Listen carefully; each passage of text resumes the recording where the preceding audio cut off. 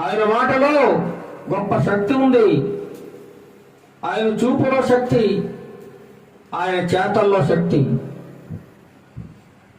ఆయన ఏ ప్రాంతములకు వెళ్ళినా జనం తండోపతండాలుగా వస్తూ ఉండేవారు. ఎందుకు?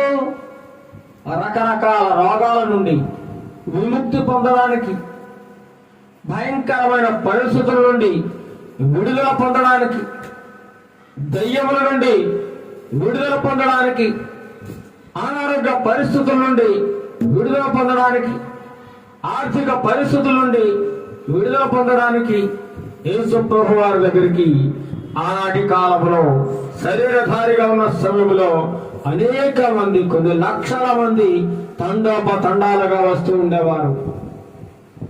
యేసు ప్రభు పలానా గ్రామంలో ఉన్నాడని తెలిస్తే ఆ చుట్టుపక్కలంతా కూడా తెలిసిపోయేదండి. యేసు ప్రభు